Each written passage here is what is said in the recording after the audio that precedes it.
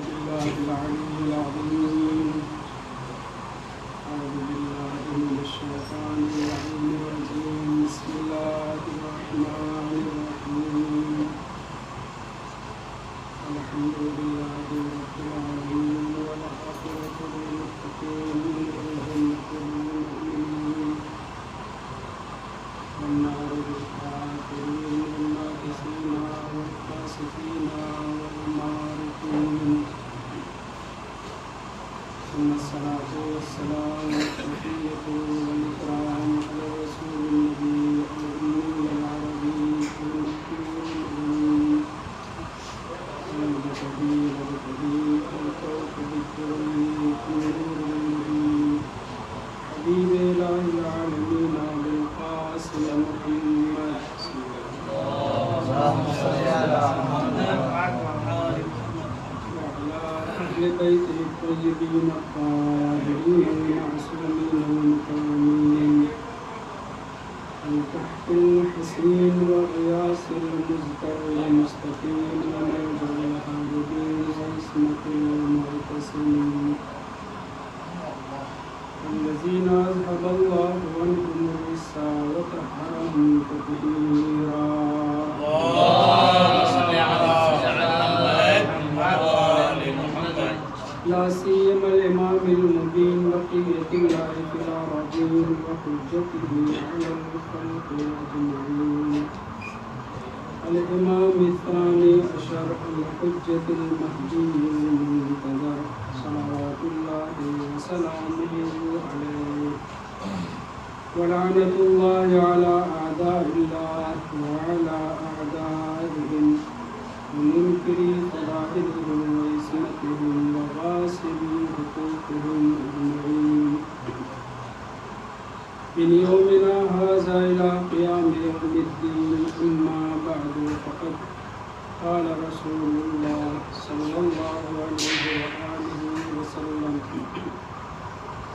بسم الله الرحمن الرحيم. علي كجلدي علي كلحمي علي كعظمي علي كدمي في عروقي علي أخي ووسيلي في أهلي وخليفتي في قومي. صلاة الله اللهم صل على محمد وآل محمد. اللہ سے گزارش ہے کہ رحم کی تحریف کی تلاوت فرما کر حضرت الاسلام والمسلمین علیہ مولانا وزیر عباس مرحوم حسن صاحب کو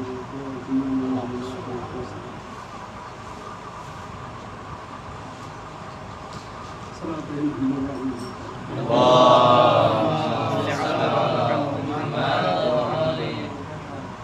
ایک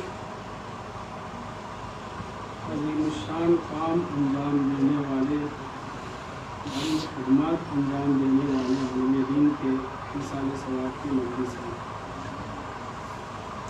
چونکہ کئی سال تک ساتھ رہا ہے، بزرگوار تھے، مجھ سے بڑے تھے، مگر سسٹم میں جب انسان غالب ہوتا ہے تو کبھی بڑا چھوٹا چھوٹا بڑا قانونی گرفت میں آ جانے کے بعد سمجھا جاتا ہے. جناب حجت الاسلام والمسلمین علی جناب مولانا وزیر عباس صاحب کی خدمات کے لیے ایک جھلک بیان کر کے پھر میں جس روایت کو عنوان گفتگو قرار دے چکا ہوں اس کے اوپر بات کروں گا. ہم آپ کوئی مقالہ لکھتے ہیں تو دل یہ چاہتا ہے کہ 4 لوگ جانیں. اگر کوئی چھوٹی موٹی کتاب لکھ دی تو پھر دل اور کچھ چاہتا ہے. میں عمومی گفتگو کر رہا ہوں، کسی خاص کے لیے. اور اگر 2-4 کتاب ترجمہ کر لیں، 2-4 تعریف آ جائے تو مت پوچھیے کہ دل کس منزل پر ہوتا ہے. وزیر عباس صاحب کے سلسلے میں میں جو اب تک تصور رکھتا ہوں یہ ہے کہ نجف کے بعض طالب علم شاید ہی ان کے بارے میں کچھ جانتے ہوں، مگر میں جو جانتا ہوں وہ یہ طرح جانتا ہوں کہ ان کی اتنی موٹی ایک ڈائری کتاب کی جس میں انہوں نے اپنی خدمات لکھ رکھی تھی. ایک کتابچہ بن گیا تھا ان کی اپنی خدمات کا. یہ کتاب ترجمہ کی ہے، یہ کتاب تصحیح کی ہے، یہ کتاب تالیف کی ہے، یہ مقالہ لکھا ہے، یہ اس یہاں سے چھپی ہے، یہ فلاں نے تصحیح کی، یہ فلاں نے ترجمہ کیا. اس طریقے سے باقاعدہ پورا ایک کتابچہ تیار ہو گیا تھا اس بندے خدا کی خدمات کا. انہی خدمات میں سے، انہی بہترین کاموں میں سے ایک کام جو اس کے تمہیدی طور پہ میں نے بات کہی وہ ہے سسٹم کے تحت ان کی ایک کتاب ہے فدق تاریخ کے آئینے میں. ظاہراً 400 صفحات پر مشتمل، اس وقت یاد نہیں رہا کیونکہ یہ کتاب میں نے پوری پڑھی ہے. فدق تاریخ کے آئینے میں زبردست. فدق کے اوپر بہت کتابیں لکھی گئی، قدیم زمانے سے لکھی جاتی رہی ہیں، لیکن جناب علامہ وزیر عباس صاحب نے اردو میں اتنی منظم، جاگیر فدق شہید محمد حسین صاحب کے لیے وہ بھی بہت زبردست ہے. لیکن اس سے پہلے یہ کتاب آئی جس کی تصحیح کرنے کا ذمہ مجھے دیا گیا تھا، اس لیے میں نے یہ کہا کہ سسٹم میں آنے کے بعد چھوٹا بڑا گڑبڑا جاتا ہے قانونی اعتبار سے، ورنہ وہ بزرگوار تھے، بڑی خدمات انجام دی ہیں، بہت کتابیں لکھی ہیں، بہت کتابوں کا ترجمہ کیا ہے اور ان کی کتنی کتابیں کئی مرتبہ چھپ چکی ہیں. لیکن ہم معصورات طلاب نجف کی بات کر رہا ہوں عمومی طور پر، اپنے وطن کے بزرگوں کی خدمات سے بھی بہت کم آشنا ہیں. گزشتہ زمانے میں جو بزرگوں نے خدمتیں کی ہیں ان کا تو کبھی کے نام سن لیتے ہیں، لیکن جو موجودہ دور میں ہمارے بزرگان ہیں وہ بھی کم کام نہیں کر رہے ہیں.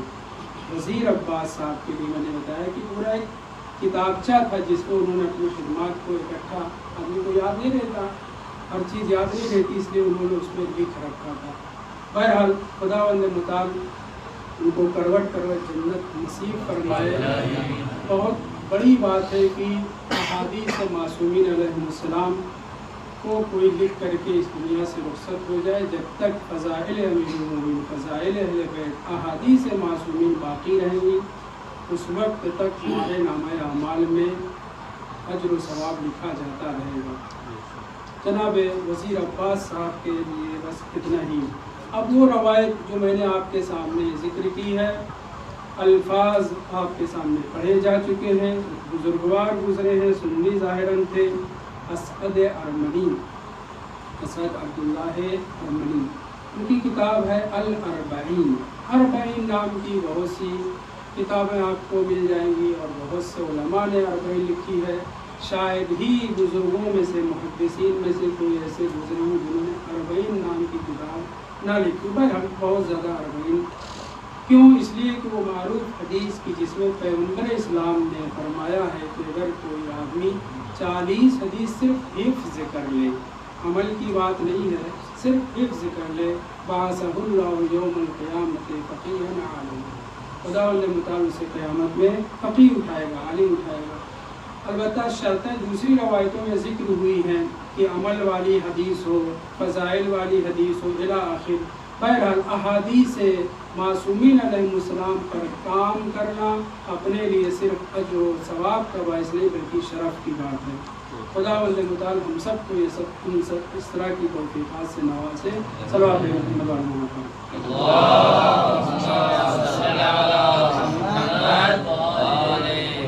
ارشاد رسول خدا صلی اللہ علیہ وآلہ وسلم ہو رہا ہے. پہلا فقرہ یہ ہے، ان الارض لا تخلو منی، یہ زمین مجھ سے خالی نہیں ہوگی، یہ زمین مجھ سے خالی نہیں ہوگی، میرے مرنے کے بعد بھی مجھ سے خالی نہیں ہوگی. ہم نے یہ تو سنا ہے روایات میں متعدد کہ جب تک حجت خدا باقی ہے زمین تہو بالا نہیں ہوگی، برباد نہیں ہوگی، ختم نہیں ہوگی، ناپید نہیں ہوگی، گم نہیں ہو جائے گی. لولا الحجت لساخت الارض باہلھا کے زیر میں برابر سنتے رہتے. لیکن پیغمبر اسلام اس روایت میں فرما رہے ان الارض لا تخلو منی، یہ زمین مجھ سے خالی نہیں ہوگی. کب تک خالی نہیں ہوگی؟ آپ تو 63 سال اس دنیا میں زندہ رہے اور اس کے بعد اللہ کی خدمت میں پہنچ گئے، تو آپ کیسے اے اللہ کے رسول یہ ارشاد فرما رہے ہیں زمین مجھ سے خالی نہیں ہوگی؟ آگے ارشاد فرمایا مادام علی حی فیہا، جب تک علی ابن ابی طالب علیہ السلام اس دنیا میں زندہ ہیں، یعنی میری زندگی کے بعد 30 سال تک امیر المومنین علیہ السلام اس دنیا میں حیات رہیں گے۔ علی ابن ابی طالب بظاہر علی ابن ابی طالب ہوں گے لیکن وہ میں ہوں گا۔ مادام علی حیا فیہا، جب تک علی ابن ابی طالب علیہ السلام اس دنیا میں زندہ ہیں، علی کو علی نہ سمجھنا، میں نبی رسول خدا ہوں۔ اب اگر کسی کو کہنے کا حق پہنچتا ہے کہ پیغمبر اسلام مجھ جیسے تھے تو وہ امیر المومنین علیہ السلام ہے۔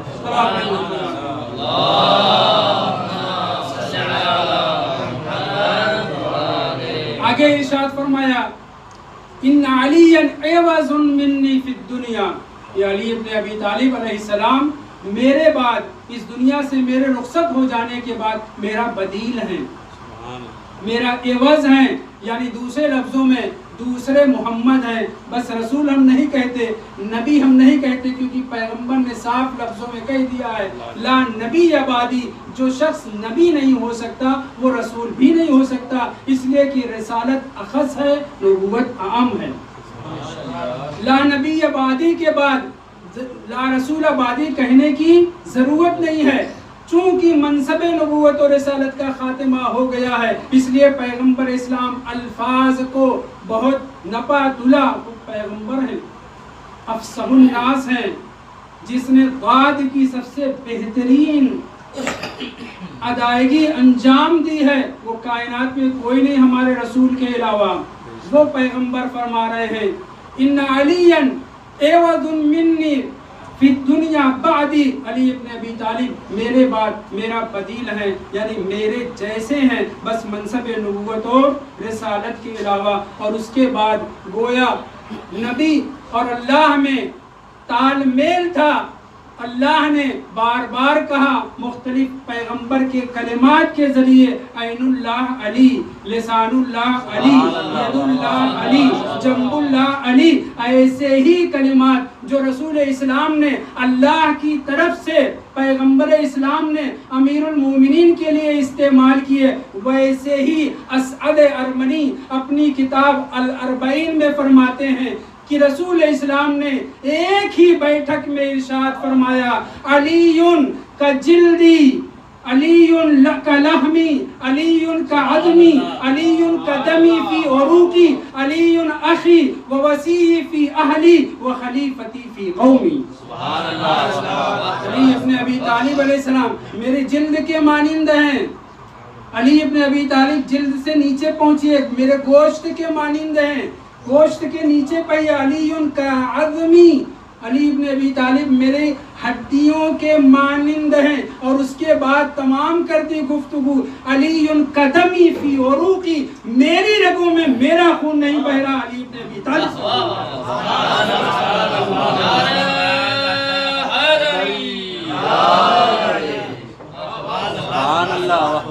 یہ کیا فرما رہے ہیں پیغمبر اسلام؟ کا جلدی، کا لحمی، کا عظمی، کا دمی۔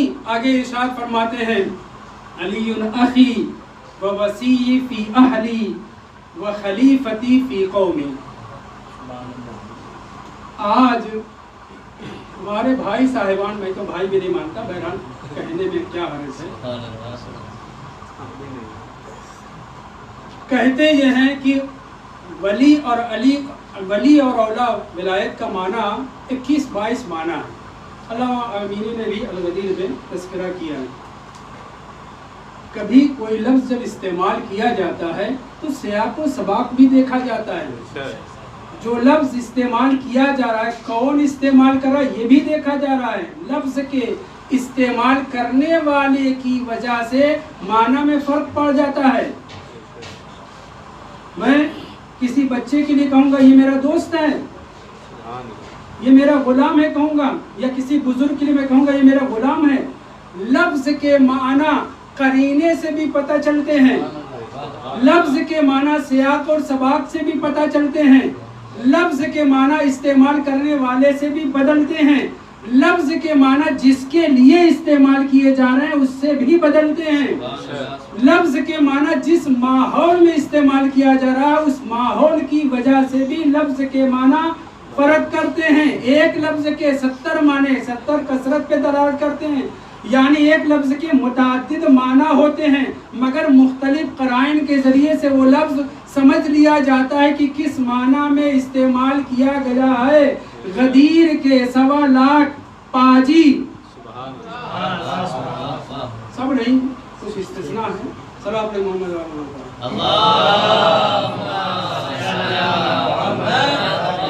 آج تک مسلمان یہ دعویٰ کرتے نظر آئے ہیں، ارے مولا تو محب کے معنی میں ہے، مولا تو ناصر کے معنی میں ہے، مولا تو غلام کے معنی میں ہے، مولا تو اس کے معنی میں، اس کے معنی میں ہے۔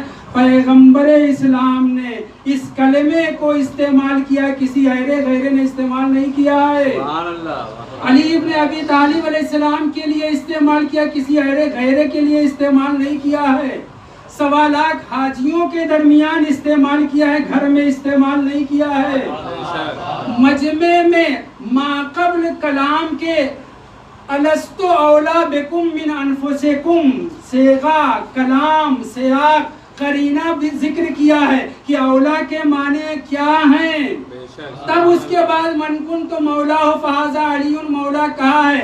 ارے اصحاب کی اگر قرینے کے باوجود سمجھ میں نہیں آیا تھا تو تم تو لغت داں ہو، عرب داں ہو، آج تو تمہیں سمجھنا چاہیے کہ پیغمبر اسلام نے اپنے جاتے وقت مولا کا جو لفظ استعمال کیا ہے تو کس معنی میں استعمال کیا ہے۔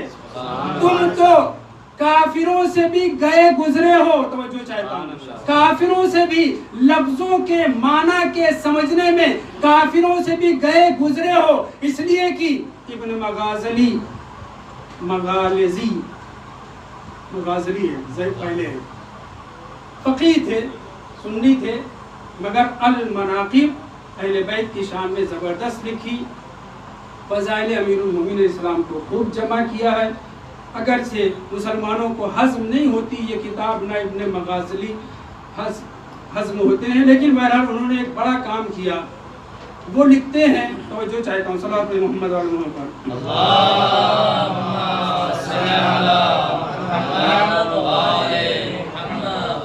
اس بیان کو آگے بڑھانے سے پہلے عمر ابن شاہین نام کا ایک شخص سنی گزرا ہے، سید مرتضیٰ سے بھی پہلے، یعنی ہمارے ائمہ کے اواخر ائمہ کے زمانے کا ہے، تاریخ یاد نہیں کم برا ہے۔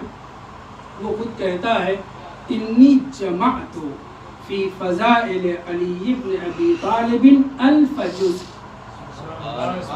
عمر ابن شاہین بیان کرتا ہے کہ میں نے فضائل امیر المومنین علیہ السلام میں سنی ہے، مخالف ہے، مذہب اور مسلک کے اعتبار سے ادھر ادھر کا ہے، مگر اس کے باوجود اقرار کر رہا ہے کہ انی جمعت فی فضائل علی ابن ابی طالب 1000 جز، میں نے امیر المومنین علیہ السلام کے فضائل پر 1000 جز جمع کیے ہیں۔ یہ 1000 جز کیا ہے؟ علامہ آیت اللہ علم الہدا سید مرتضیٰ شریف مرتضیٰ سید رضی کے بھائی کہتے ہیں یعنی الکراریس۔ ابن شاہین کی مراد کوئی ورقہ نہیں ہے، کتابچہ نہیں ہے، بلکہ پوری جلد مراد ہے، کراسہ، کاپی، کتاب، دفتر کو کہتے ہیں۔ یعنی ابن شاہین نے فضائل امیر المومنین علیہ السلام میں 1000 جلد کتاب مرتب فرمائی تھی، کاش وہ ہم تک پہنچتی۔ آگے بڑھیے، جناب ملا محمد طاہر قمی شیرازی نجفی، وہ نجفی بھی تھے، شیرازی بھی تھے، قمی بھی تھے، وہ بیان کرتے ہیں کہ جب آیت سورہ شعراء کی آیت کریمہ وَأَنذِرْ عَشِيرَتَكَ الْأَقْرَبِينَ نازل ہوئی، متعدد بیانات آپ کو تفسیروں میں مل جائیں گے، پڑھتے رہتے ہیں، سنتے رہتے ہیں۔ میں نے ایک دعویٰ کیا، کہا کہ غدیر کے مسلمان اصحاب رسول خدا ناسمجھی میں کافروں سے بھی بدتر تھے، اور آج تک جو مسلمان مولا کے معنی میں قطر بیوت اور فالتو باتیں کرتے ہیں وہ لوگ بھی ان کفار قریش سے بدتر تھے۔ توجہ چاہتا ہوں، آیت کریمہ نازل ہوئی، پیغمبر اسلام نے बनी अब्दुल मुत्तलिब, हर ऐरे गैरों को नहीं बुलाया, शरफ वाले कुरैशी खानदानी अपने खानदान के, चूंकि अशीरतकल अकरबीन का सेगा इस्तेमाल हुआ है, तो इसलिए पैगंबर इस्लाम ने बनी अब्दुल मुत्तलिब को, यानी अब्दुल मुत्तलिब के जो 10 बेटे और उनके भी बेटे, इन सबको 80 अफराद, जिसमें अबू लहब वगैरह सबके सब शामिल थे, सबको जमा किया। मौला को हुक्म दिया, वाक़या आप जानते हैं, आपने एक रान भूनी पकाई और एक बड़े से प्याले में, उस बोलते हैं प्याले में दूध जमा किया। पैगंबर ने 10 को अंदर बुलाया, सब ने खाया, वो 10 वापस हुए, दूसरी जगह जाके बैठे, फिर 10 को बुलाया, फिर 10 को, यहाँ तक कि वो 80 आदमी सब के सब खा पी चुके, शेर और शेराब हो गए, लेकिन वो जो ग़िज़ा जिसके थे उसके ऊपर उंगलियों के निशान तो थे, एक लुक़मा उसमें से कम नहीं हुआ। ये मंजर देख करके घर का भेदी अबू लहब कहता है, हाज़ा मा सहरकुम बिही अर्रजुल, तुम लोग कहाँ बैठे हो, किस इंतजार में बैठे हो, खा लिया, पेट भर गया, हम लोग पूरी एक टांग खा जाने वाले, इसने एक टांग में 80 अफराद को सबको शेरो शेराब कर दिया, कहाँ बैठे हो। हाज़ा मा सहरकुम बिही अर्रजुल, इस शख्स ने हमारे ऊपर जादू किया है, ये खाना नहीं, ये जादू है जिसकी वजह से हमारा पेट भर गया है। इधर जादू का लफ्ज ज़बान पर आया, उधर सब के सब चलते बने। पैगंबर इस्लाम ने रोका भी नहीं, वो जो सरपरस्त थे पैगंबर इस्लाम के, उन्होंने भी नहीं रोका। दूसरे दिन भी दावत हुई, दूसरे दिन भी ऐसे ही हुआ, नहीं रोका। तीसरे दिन या बाज़ रवायत में आके चौथे, खूब तीसरे दिन पूरा वाक़या आपकी निगाहों के सामने है। पैगंबर इस्लाम खड़े हुए, अपनी दावत का ऐलान किया, पूरी तफसीलात आपकी निगाहों के सामने है। आखिर में फरमाया, अय्युकुम युवाज़िरुनी अला हाज़ल अम्र लिअन यकूना वसी व वज़ीरी व खलीफती बअदी अला कौमी उम्मती, तुम में से कौन है जो मेरे इस मिशन में मेरी मदद करेगा ताकि वो मेरा वसी वज़ीर और जानशीन हो। तवज्जो चाहिए, वसी वज़ीर जानशीन हो। मौला 3 मरतबा खड़े हुए, बैठा दिए गए, लेकिन आखिर में पैगंबर इस्लाम ने क्या कहा, यही मेरे भाई, यही मेरे वसी, यही मेरे वजीर, यही मेरे जानशीन हैं, और कुछ करीना वगैरह इस्तेमाल नहीं किया था। कुफ्फार थे, हाशमी थे, कुरैशी थे, मगर कुफ्फार थे, चंद एक जो बाद में इस्लाम लाए, वो सब के सब बहके हुए और अबू लहब के बहकाने में आ जाने वाले थे, लेकिन सब ने वलीई का मतलब, वसीई का मतलब, वजीरी का मतलब वही समझा जो आज हम शिया समझते हैं। क्यों? इसलिए कि वो पैगाम को सुनने के बाद, ऐलान को सुनने के बाद, वो जो दरवाजे पे खड़ा हुआ सरपरस्त खड़ा हुआ है, उससे कहते हुए जा रहे हैं, या अबा तालिब इन्नहु अम्मरका अलैका, ऐ अबू तालिब, आज से तुम्हारा बेटा तुम्हारे ऊपर आमिर है, तुम मामूर हो, वो हाकिम है, तुम महकूम हो। यानी वो काफिर थे, लेकिन ये जान रहे थे, ये समझ रहे थे, ये वसीई, ये वजीरी, वो खलीफती का मतलब ये है कि रसूल इस्लाम जिस तरीके से हाकिम हैं, जिस तरीके से जिम्मेदार हैं, जिस तरीके से सरदार हैं, सरबराह हैं, उसी तरीके से आज उन्होंने अपने बाद अली इब्ने अबी तालिब की जानशीनी का, वजारत का, वसायत का ऐलान किया है। ऐ अबू तालिब, अगर तुम अपने भतीजे की बात सुनने वाले हो, कि यकीनन सुनने वाले हो, तो आज तुम बाप होकर के महकूम हो, बेटा तुम्हारे ऊपर हाकिम है, तुम मामूर हो, तुम्हारा बेटा तुम्हारे ऊपर आमिर है। यानी कुफ्फार कुरैश ने वली का मतलब औला बित तसर्रुफ समझा, हाकिम समझा, वसी समझा, वजीर और जानशीन समझा, और कुछ माना नहीं समझा। ए मुसलमानों, 1400 साल से तुम इस लफ्ज का माना नहीं समझ सके। अरे कुरान उठा करके देख लो, जहन्नम को भी और औला कहा गया है। ایک اور صلی اللہ علیہ محمد والے پر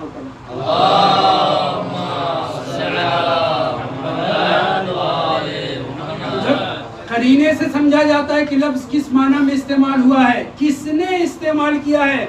اب اس روایت کو جو میں نے آپ کے سامنے ذکر کیا، پیغمبر اسلام نے سب کچھ تو کہہ دیا، اگرچہ بعض عنوان سے بعض اشکالات بھی پیدا ہو سکتے ہیں، لیکن ظاہری طور پر سرسری طور پر میں ترجمہ کرتے ہوئے آگے بڑھوں۔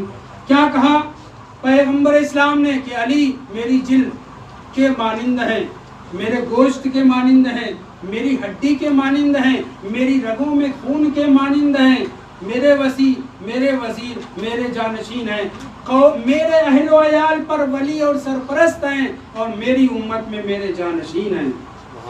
یہ ایک مرتبہ کی بات نہیں ہے، دسیوں بلکہ سینکڑوں مرتبہ پیغمبر اسلام نے خوب سمجھایا، خوب بتلایا، مختلف طریقے سے، مختلف پیرائے سے بتلایا، لیکن جو نہ ماننے والے تھے وہ آج تک نہیں مان رہے۔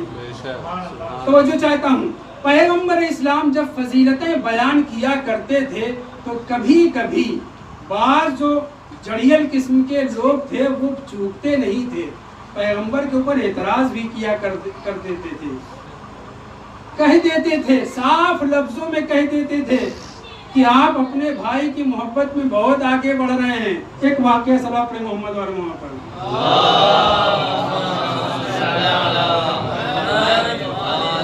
الزام آیا پیغمبر اسلام کے اوپر، مگر پیشانی پہ بل نہیں پڑا، کیونکہ جس کی محبت دل میں ہے، جس سے عشق کر رہے ہیں، اس کے عشق میں جھیلنا تو پڑے گا۔ جھیلا پیغمبر اسلام نے۔ ابن عباس بیان کر رہے ہیں کہ میں نوجوان تھا، ظاہر ہے کہ 14 سال کی عمر تھی جب رسول خدا اس دنیا سے رخصت ہوئے، اور یہ اس سے پہلے کا واقعہ، 10-12 سال کے تھے۔ کہتے کہ میں اکیلا نہیں تھا، ہمارے ہاشمی بھائی لوگ، مختلف چچاؤں کے جو بھائی لوگ تھے وہ سب کے سب ہاشمی، سب کے سب اکٹھا تھے مسجد نبوی میں۔ اصحاب پیغمبر بھی اور تھے، لیکن ہم جوان لوگ تھوڑا سا پیغمبر کے پاس تھے مگر ان سے علیحدہ تھے۔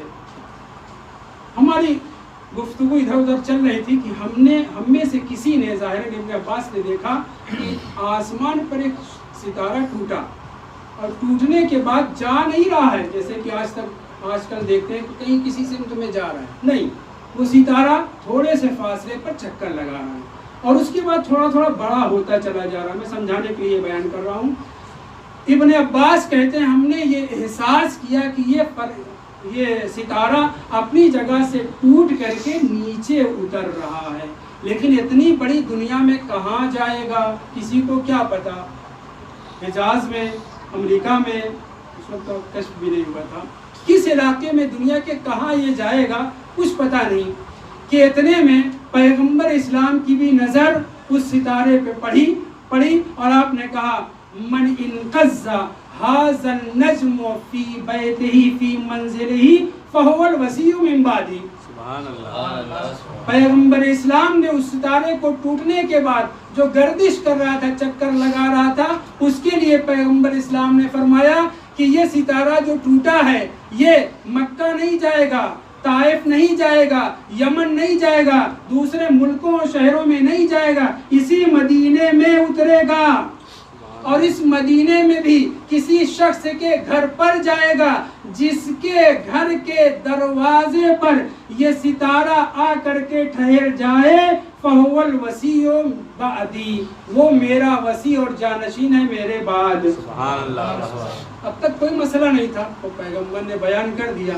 یہ ہاشمی جوانان جو تھے، ابن عباس اور ان کے دوسرے ساتھی، سب کے سب یہ لوگ ہاشمی تھے۔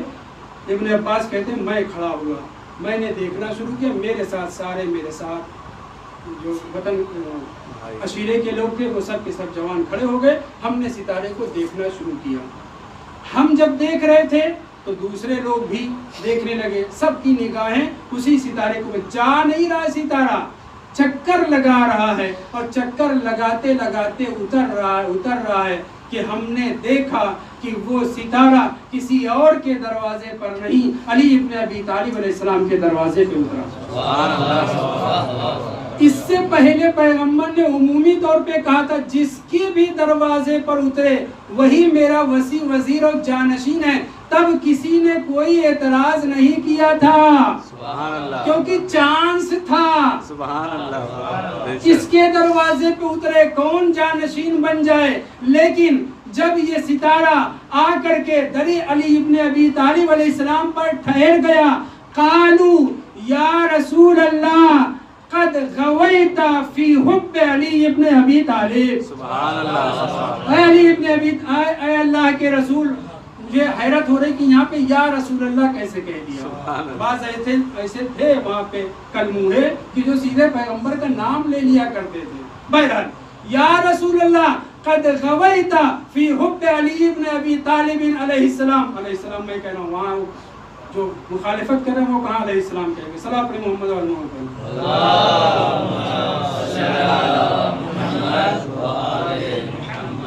آپ گمراہ ہو گئے ہیں.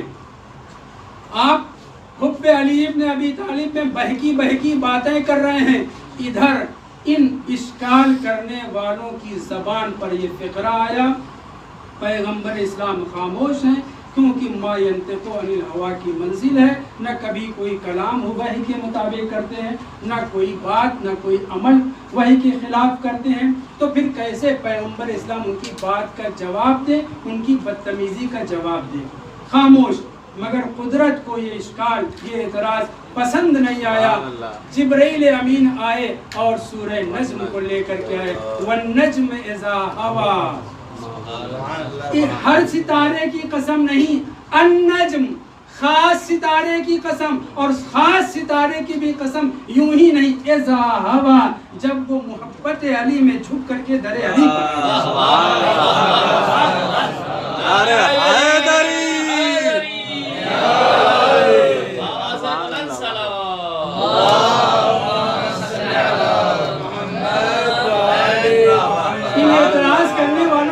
اعتراض کرنا تھا تو پیغمبر نے جب عمومی بات کہی تھی تب اعتراض کرتے, تو وہاں اعتراض کا موقع نہیں تھا کیونکہ کس کے دروازے پہ جائے گا یہ تو پتہ نہیں ہے. لیکن جب امیر المومنین علیہ السلام کے دروازے پہ آ کر کے ٹھہر گیا تب ان لوگوں نے کہا یا رسول اللہ قد غویت فی حب علی ابن ابی طالب. قدرت کو یہ اعتراض پسند نہیں آیا. جبرائیل امین آئے, والنجم اذا ہوا کی تک محدود نہیں, ما ضل صاحبکم وما غوا. میرا نبی ہے وہی کے بغیر کلام نہیں کرتا, حب علی میں گمراہ کیسے ہو جائے گا. اور اگر تمہیں اعتراض کرنا ہے تو اس کے اوپر اعتراض کرو جو محبت علی میں چکر لگاتے ہوئے گھومتے ہوئے سیر کرتے ہوئے در علی پر آیا ہے. کیونکہ یہ ستارہ بھی جو اپنے مرکز پہ ٹھہرا ہوا, البتہ کل فی فلک یسبحون ہے, ہمیں لگتا ہے کہ سارے ستارے ٹھہرے ہوئے ہیں لیکن سورج بھی چاند بھی سارے سیارے ستارے کل فی فلک یسبحون, وہ اپنے دائرے پر اپنے محور پر چکر لگاتے ہیں, سباحت کرتے ہیں, تیرتے رہتے ہیں. اگر اعتراض کرنا ہے تو ستارے کے اوپر کرو کہ یہ جھومتا ہوا ٹہلتا ہوا گھومتا ہوا پہنچا.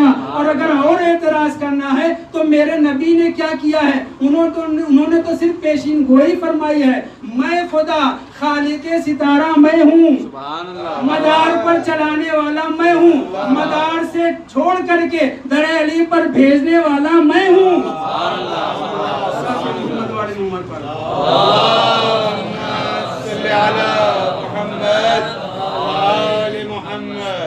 پیغمبر کے اوپر اعتراض ہو رہا ہے.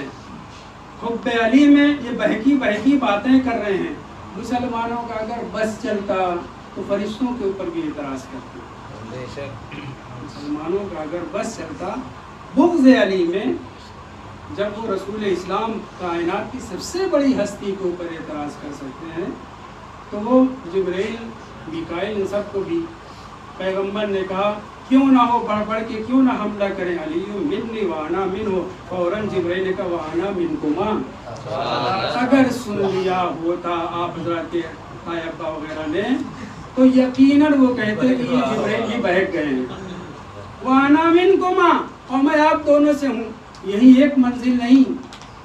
جب پطرس واقعہ مسلم ہے, بھلے ہی بعض اعتراض کرتے ہیں, جب یہاں سے گئے تو کیا کہا, من مثلی وانا عتیق الحسین. یعنی آزاد کرنا، میں آزاد کردہ سید الشہداء حسین ابن علی علیہ السلام، میرے مانند کون ہے؟ ایسے ہی جناب جبرائیل نے متعدد مرتبہ فخر کیا ہے، ان میں سے شب ہجرت بھی دونوں فرشتے آئے، جبرائیل اور میکائیل، اور انہوں نے فخر کیا ہے۔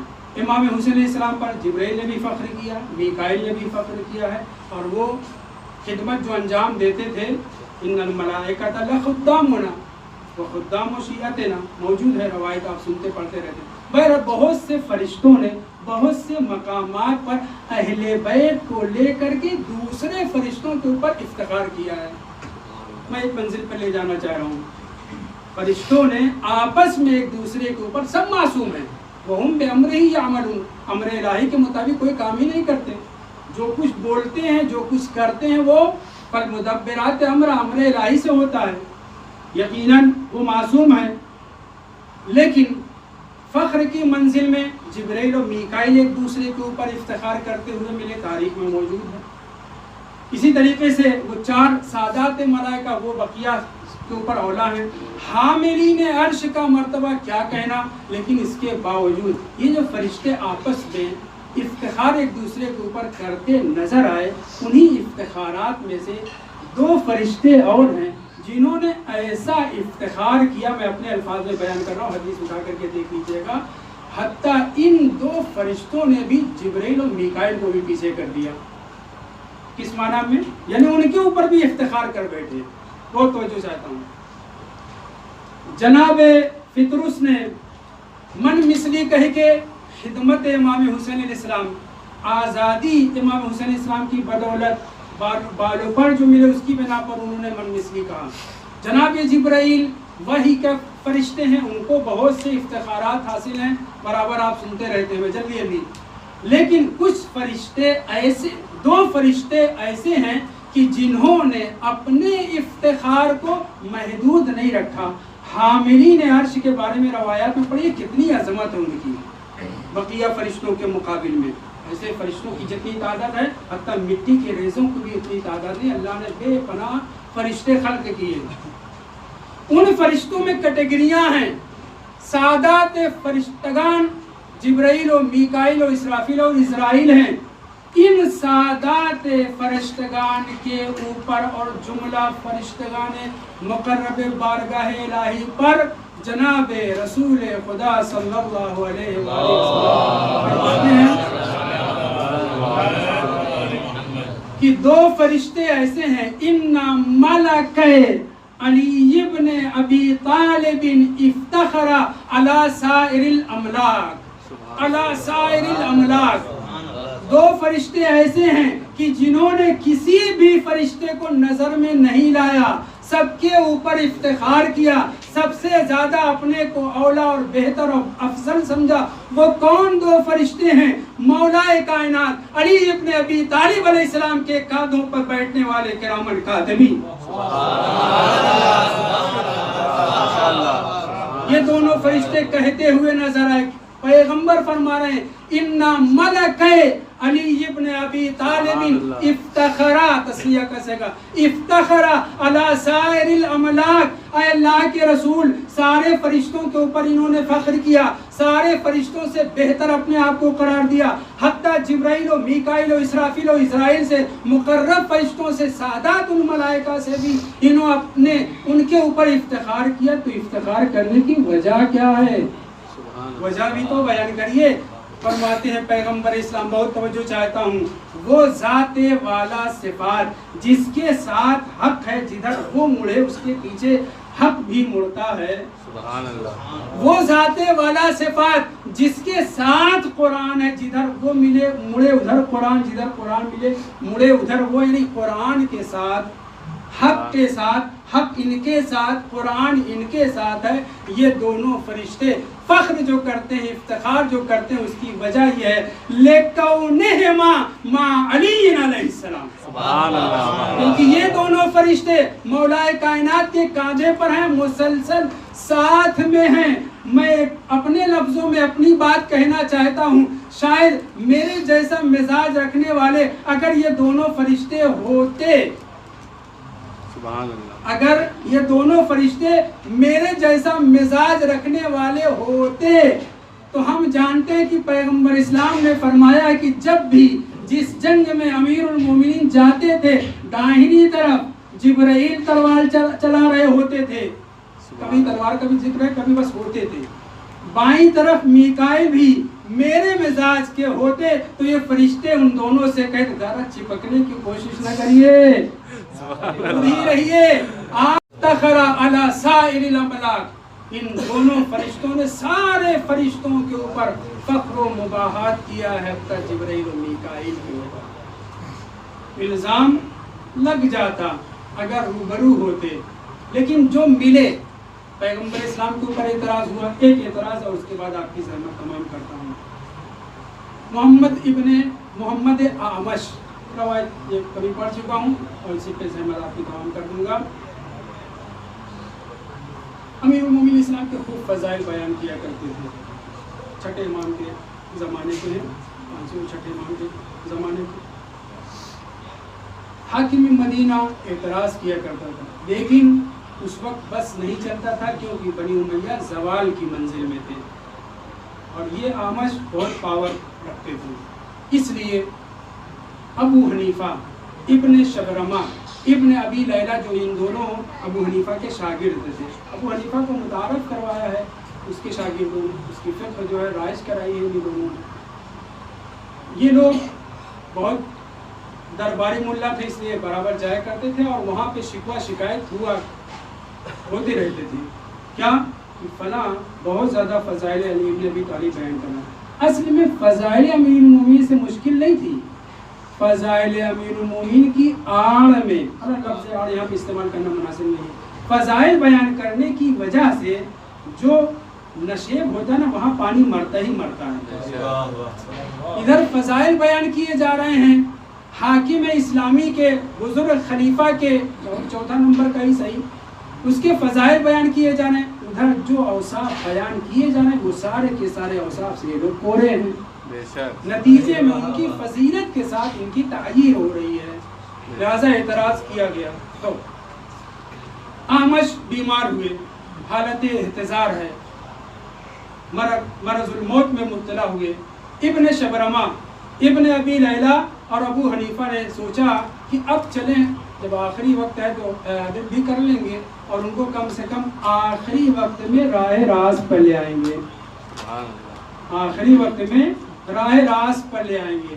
جو خود گمراہ ہیں، ٹھیکیدار ہیں گمراہی کا، وہ لوگ راہ راست پر محمد اعمش کو لانے والے تھے. وہ آدمی جو مسلسل فضائل امیر المومنین بیان کر رہا ہے، فضائل ہی نہیں بنی امیہ کی توہین بھی کر رہا ہے، یا فضائل بیان کرنے سے ان کی توہین ہوتی ہے. یہ لوگ پہنچے تینوں پہنچے کس کے پاس؟ فضائل علی بیان کرنے والے عالم اور راوی کے پاس. جا کے کہتے ہیں حضور ہم آپ کی عیادت کے لیے آئے ہیں، آج یہ آپ کی زندگی کا، دنیا کی زندگی کا آخری دن ہے اور آخرت کی زندگی کا پہلا دن شروع ہونے والا ہے. اب میں اپنے الفاظ اب تو سدھر جائیے. اٹھنے کی طاقت نہیں ہے اعمش کے اندر. جب ان لوگوں نے یہ کہا، ابو حنیفہ نے، ابن شبرمہ نے، ابن ابی لیلہ نے جب یہ کہا تو انہوں نے کہا مگر بات کیا ہے، میں نے کیا غلطی کی ہے؟ کہا آپ مسلسل علی ابن ابی طالب کی توصیف کرتے ہوئے نظر آتے ہیں، مدحت سرائی کرتے ہیں، ان کے فضائل بیان کرتے ہیں، ان کے واسطے سے، ان کے واسطے سے، اصحاب رسول خدا کے واسطے سلسلے سند ذکر کر کر کے آپ جو ہے علی ابن ابی طالب کی مدح کرتے ہیں. پتہ ہے آپ کو ہم سے خلیفہ نے کئی مرتبہ کہا ہے کہ اعمش بہت زیادہ فضیلت بیان کر کے ہماری توہین کا سبب بن رہے ہیں. وہ تو اچھا ہوا کہ انہوں نے کوئی اقدام نہیں کیا، یعنی آپ کو قتل نہیں کیا، لیکن اب آپ آخری مرحلے میں زندگی کے، اب آپ کو چاہیے کہ ان سب چیزوں سے پرہیز کریں، یعنی فضائل امیر المومنین بیان نہ کریں. کون؟ جو 1.5 اینٹ کی مسجد بنانے والے لوگ ہیں امام صادق علیہ السلام کے مقابل میں ابو حنیفہ جیسے لوگ یہ کہہ رہے کہ آپ فضائل علی ابن ابی طالب مت بیان کریے، کم بیان کریے، سدھر جائیے، ٹھیک ہو جائیے.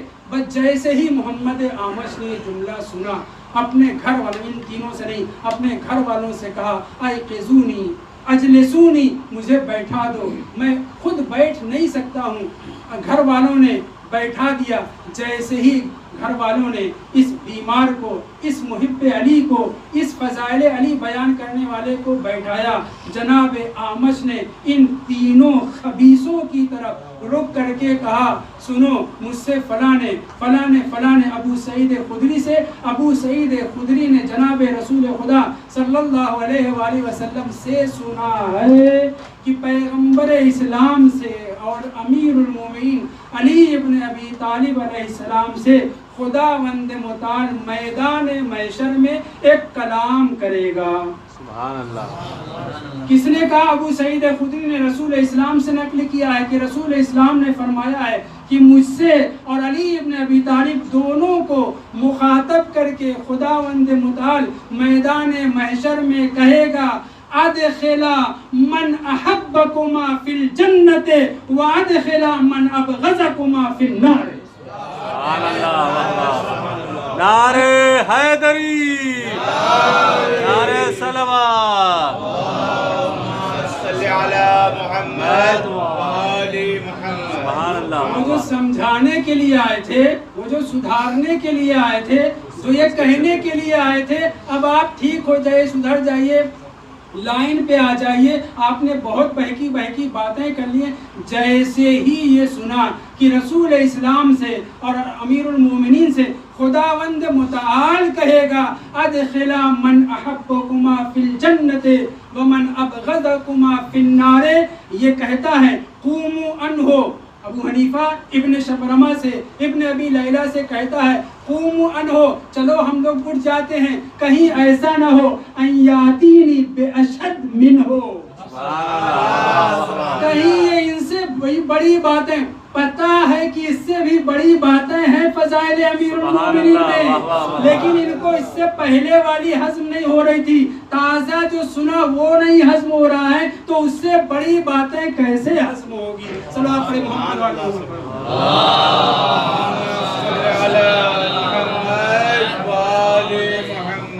اعتراض کرنے والے اعتراض کرتے رہے، جان ہتھیلی پر رکھ کر کے اہل بیت کی فضائل اور ان کا قصیدہ پڑھنے والے آج تک پڑھ رہے ہیں، اور قیامت تک یہ سلسلہ انشاءاللہ باقی رہے گا۔ جناب اعمش نے آشکار کر دیا، میں نے تو جو بیان کیا ہے وہ تو بیان ہی کیا ہے، سلسلہ ذکر کیا، رسول اسلام تک سلسلہ پہنچایا ابو سعید خدری سے، اور کہا کہ خداوند متعال میدان محشر میں آیت کریمہ ہے القیا فی جہنم کل جبار عنید، اسی آیت کے ذیل میں آپ تفسیروں میں اٹھا کر کے دیکھ سکتے ہیں کہ خداوند متعال کی آواز آئے گی میدان محشر میں، اے علی ابن ابی طالب علیہ السلام، اے ہمارے رسول، آپ دونوں کو اختیار ہے، جو بھی آپ دونوں سے محبت کرتا رہا، یعنی میری الوہیت، رسول خدا کی رسالت اور علی ابن ابی طالب کی امامت کا قائل رہا، القیا من احبکما فی الجنت، جس نے بھی آپ سے محبت کی اسے جنت میں داخل کر دیے۔ اور پھر امیر المومنین اور جناب رسول خدا دونوں پکڑ کر کے یہ تیرا ہے لے لے، یہ ہمارا ہے اسے چھوڑ دے، ہمارے ساتھ جانے دے، جہنم سے خطاب کریں گے، بس میں نے آپ کی زحمت تمام کی۔ جی زحمت تمام کریں، صلوات پر محمد وعلی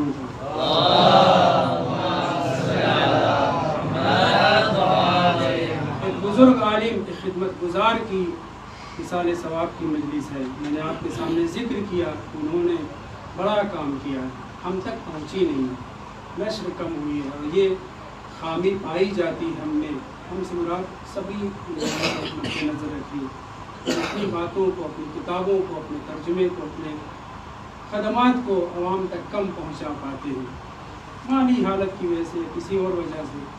اس بزرگان نے بڑی خدمت کی ہے، کم سے کم اس ایک کتاب کو اگر آپ کو فدق کے سلسلے میں معلومات فراہم کرنا ہے، تو جیسے علامہ محمد حسین نجفی شہید کی جاگیر فدق ہے، ویسے اس کتاب پہ بھی توجہ کیجیے، فدق تحقیق کے آنے میں بہت اچھی کتاب لکھی ہے۔ ہاں عزیزان محترم، میں کہاں سے شروع کروں؟ نام وزیر عباس تھا، حضرت عباس علیہ السلام کا یہ شہدائی خدمت دین کرتے ہوئے اس دنیا سے بہت جلد رخصت ہو گیا، کیونکہ ایک دوست ہمارے وطن کے اپنے زاہد علی صاحب دونوں ساتھی تھے، ایک دوسرے کے ساتھ تعاون کرتے تھے، کتابیں لکھنا ترجمہ کرنا، بہت ہی سرگرم عمل تھی، لیکن اس دنیا سے رخصت ہو گئے۔ خداوند متعال نہ صرف ان دونوں بزرگواروں کو بلکہ تمام اہل بیت کے چاہنے والے جو خدمت دین اور تشریح کر رہے ہیں، ان سب کی توفیقات میں، جو دنیا میں زندہ ہیں ان کی توفیقات میں اضافہ فرمائے، اور جو اس دنیا سے رخصت ہو چکے ہیں ان کے اوپر رحمت نازل فرمائے۔ جناب وزیر عباس صاحب، آپ نے بڑی خدمت کی، اس خدمت کے صلے میں یقیناً اہل بیت طاہرین آپ کو نوازیں گے۔ امام حسین علیہ السلام کے لیے روایت میں 2 یا 3 مقام پر یہ ملتا ہے، مبارک یہ ذکر ہے، بان الانکسار فی وجہ الحسین علیہ السلام، امام حسین علیہ السلام کے چہرے کے اوپر شکستگی، پریشانی، اضطراب، غم کی حالت بس 2 یا 3 مقامات پر چھائی ہے، ورنہ خود حبیب ابن مسلم نے نقل کیا ہے کہ جتنا سختی بڑھتی جا رہی تھی، جتنا مصیبت بڑھتی جا رہی تھی، امام حسین علیہ السلام کا چہرہ اتنا ہی کھلتا چلا جا رہا تھا۔ البتہ جاش اس طرح کے کلمات استعمال کیے ہیں، مگر امام حسین علیہ السلام 3 دن کی بھوک و پیاس ایک طرف، مختلف مصائب ایک طرف، مقابل میں برابر کے بھائی عباس کا جانا ایک طرف۔ حبیب ابن مظاہر گئے، اس وقت بان الانکسار فی وجہ الحسین کا عبارت ملتی ہے، اور جب حضرت عباس نے آخری سلام بھیجا ہے تو امام حسین علیہ السلام نے اپنی کمر پکڑ لی، اے عباس تمہارے جانے کی وجہ سے اب یہ ظالم تانا دیں گے، مجھے غم کی پرواہ نہیں ہے، بھوک پیاس کی پرواہ نہیں ہے، اب یہ ظالم میرے ماں کا نام تمہارے غیر موجودگی میں لیں گے۔ اور یہی وجہ ہے کہ جب حضرت امام حسین علیہ السلام نے آخری مرحلے میں کہا کہ تم لوگ مجھ سے جنگ کرتے ہو، میں تم سے جنگ کر رہا ہوں، میرے بچوں نے، خواتین نے کیا بگاڑا ہے، تم لوگ ادھر کا رخ نہ کرو، تو ایک شمر نے کہا تھا، یبن فاطمہ، جناب